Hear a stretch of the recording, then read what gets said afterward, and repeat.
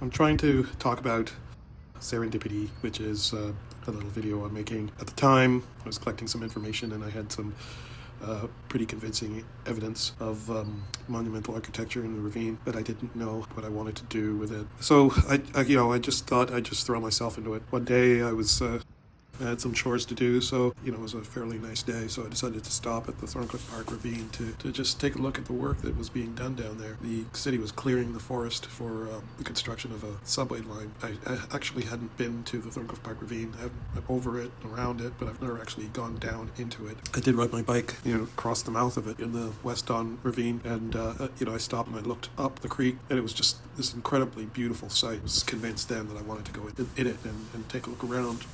So this one Saturday was my opportunity to just take a quick look. I was right at the beginning of this project, and I didn't really know where to start, so I just thought, well, I'll just throw myself into it. I parked, and then I walked up to the edge of the ravine and looked in, and they had cleared away a lot of the trees. They'd started denuding the walls of the ravine of any shrubs or trees or whatever. I noticed this right up to the edge of the ravine on the other side. I thought he was doing the same thing I was doing, which is just looking into the ravine. Didn't expect him to go down in it because he had his bike with him. He picked up his bike, put it on his shoulder, and then started walking down into the ravine. And I trained my camera on him and watched him come up towards me. I was kind of surprised that he was coming in my direction. That's where the path led. I was right at the corner of the plateau, and he came right up, introduced himself, and I thought, wow, pretty cool. I thought in the back of my mind, maybe, it outs that I'm doing this project, and I thought, it's kind of weird nobody else has noticed it.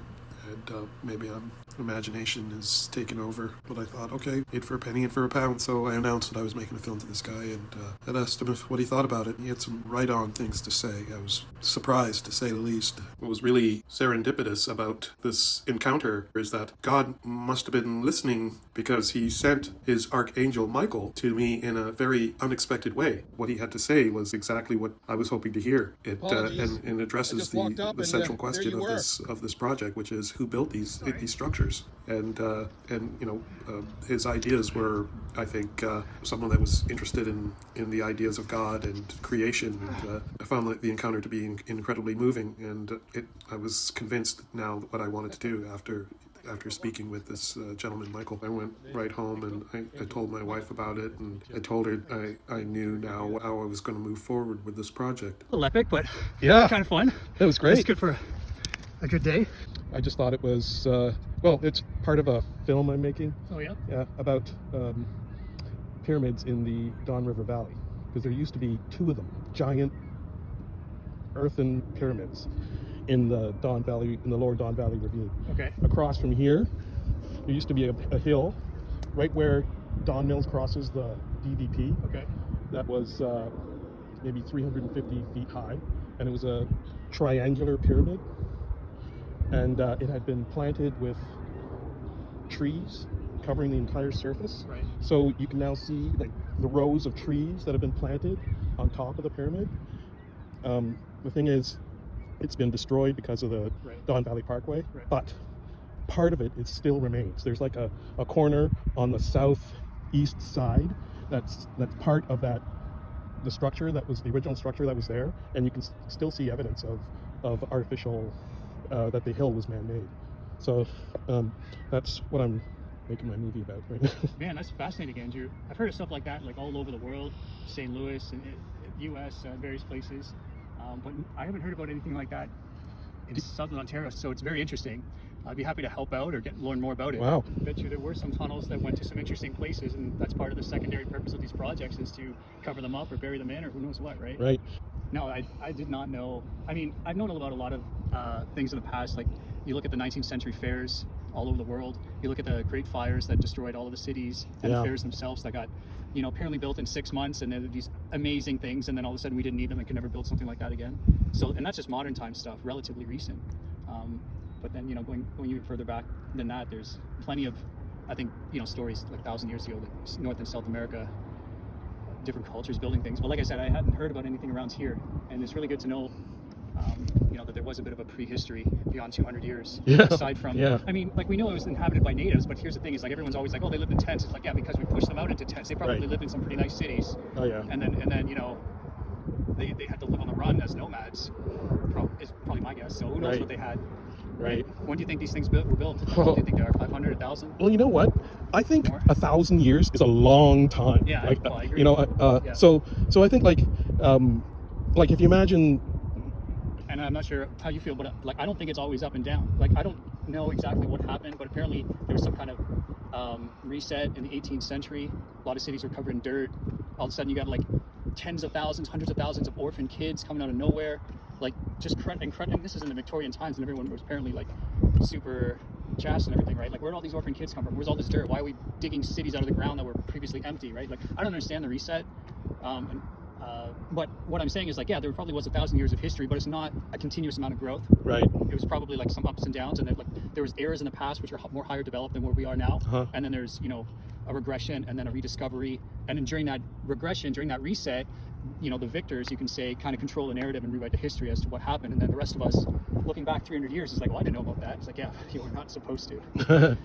Well, So I think it's a very fascinating subject. I'm happy to hear that someone you're researching it, Andrew, especially for like you're saying a couple of pyramids several hundred meters tall. Like that is a gigantic earthen project. Like either you had some really capable individual standing at a very high stature, probably in comparison to these towers behind us, or you had 20,000 people working for several years building it. It's either one or the other. Like where they dig that from? Yeah. Are they collecting? Are they building? Are they digging tunnels and then they're moving Yeah. it to the side? Like are they taking it from somewhere else? How are they transporting it? It's fascinating questions. Like to think of what technology they may or may not have had to get this done, or how strong they had to have been. Right. That's the only way I can think about it. right. What do you think? Well, I don't know what to think really. Yeah. I like to, imagine like Yeah. what it may have been. Like, so because I just don't think it's man-made. I just don't believe that these placements and all this activity is man. Oh, okay, that's good to know. Okay. So that's my dilemma. What's your take on it? Because I'm thinking, well, nothing about this says man. I mean, Yeah. look at the size of this thing. Well, How do you do that? How do you? Yeah. Nothing about it says man. So I hear you, Andrew. what like? Well, to me, it's don't not know. man in our definition, right? Right. My interpretation of history is one of decay, and genetic decay primarily, and moral decay and social decay and so on, but and intellectual. But we probably stood 10, 15 feet tall on average several thousand years ago. And, scriptures also tell us, and extra biblical texts tell us that in the days of Herman, we were visited by 200 watchers. You can call them whatever you want, fallen angels, aliens, and so on. And they interbred with man, or specifically women, and created the Nephilim, right? And these Nephilim were giants of evil, giants of stature, giants of strength, and so on. And the whole world and all of our whole race and all of our plants, animals, everything was so corrupted that we ended up with the flood. That was our judgment, except for one family that survived, and all of us are descendants from that one family now. But that wasn't the end of it. The Israelites that conquered that Palestine area, the Canaan area of Canaan afterwards, they were eradicating Nephilim races for 1,500 years ago, 1,500 years prior to Christ. Like there were still ongoing wars, and those wars of conquest caused ripples throughout history when all of those races that were being conquered out moved to other places throughout the world, conquered out those indigenous people, and just caused ripples of migration throughout all of time.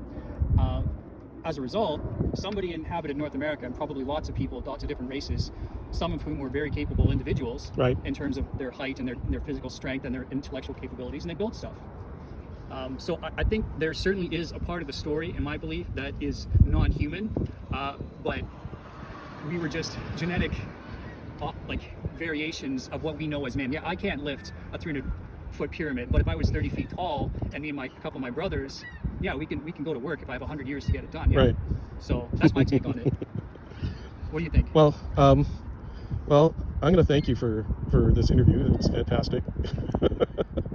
No, if you want to keep in touch, I'd be happy to do so. I'd like to know more about your Yeah, work. unfortunately, I'm not prepared. I'm just Okay, no I problem, just walked Andrew. up. I know. Sorry. But I was just interested in what they're doing here. Yeah, I'm you're just what? afraid that they might disturb that site, and that's my whole concern. Is just that is like, don't leave it. It's there. It needs to be investigated. Don't touch it. Right. But somebody has already made that decision. I mean, they've turned it into a compound, a strange, curious abandoned compound. So Right. it's very well. The thing, see, what I'm driving at is there must have been some knowledge of these anomalies. Yep, for You sure. know, in the engineering or waterworks department of Toronto in All over the 1812 or whatever, Yeah, right? true. They must have seen these things in their When it glory, first came. Yep, I right? agree. So, but they decided not talk about, even destroy it. A lot of our history is representative of that. You look at the bombings of all of those civilian wooden towns, Dresden, Hamburg, and so on in World War II. They were destroying architecture that went back thousands of years that we didn't necessarily know about, right? Or not thousands, but at least hundreds. You know, the wars in Iraq, Afghanistan, Vietnam, I think we're eradicating modern races of the Nephilim, right? That they're still hiding out in caves in various places that these, you know, untouched tribes have contact with, right? As I mentioned the fairs earlier, right? Like when the first settlers came in the 16th century, 1600s, they probably saw these things, but back then it wasn't uncommon for conquerors of the New World to see these things in their glory. But we had already decided as a ruling power of Europe that these things need to be forgotten. And in my opinion, the reason why they're forgotten is because they tell the story of history. They tell the story, I'd like to say, of the glory of God, because scriptures teach us that the heavens declare the glory of God and the firmament showeth his handiwork.